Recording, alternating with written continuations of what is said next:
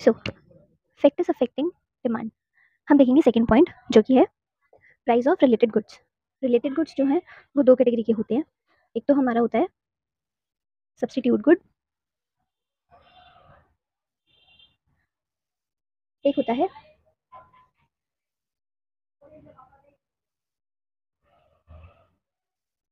Complementary complementary goods. Substitute goods वो जो एक की नीड हो तो हम दूसरा यूज कर सकते हैं, इसकी जगह पे दूसरा। देखो, used in place of one another.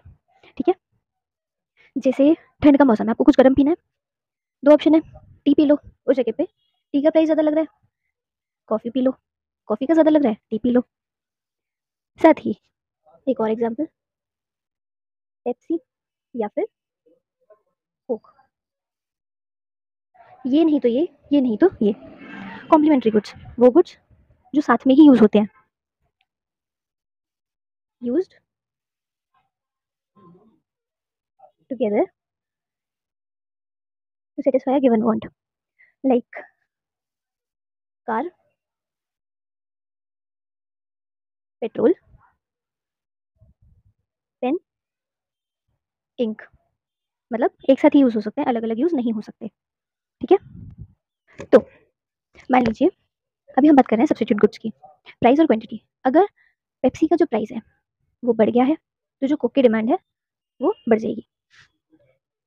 ये पेप्सी, ये कोक, क्यों बढ़ेगी? क्योंकि पेप्सी का तो प्राइस बढ़ गया, सेम चीज है कोक भी, तो अगर सेम प्राइस जितना पहले था, मतलब उसी पे आपको कोई और चीज मिल रही है, तो आप ये लेना ज्यादा पसंद करेंगे क्योंकि इसका तो प्राइस बढ़ गया है।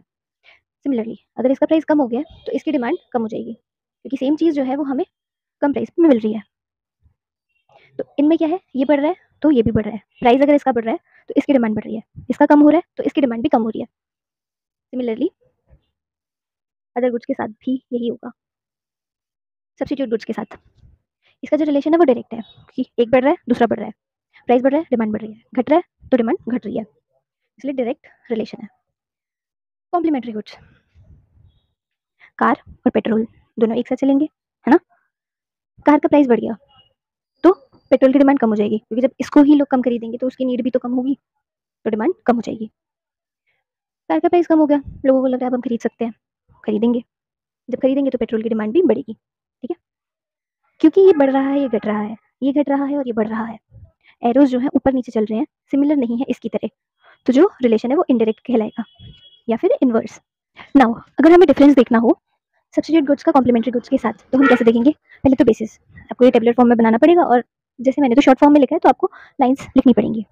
सबसे पहले मीनिंग, जो मेन चीज़ है वो मैंने लिख दी है, use in place of one another, substitute goods तो ऐसे ही होते हैं, तो इसके लिए आप लाइन लिख सकते हैं, those goods which can be used in place of one another to satisfy a given want are called substitute goods.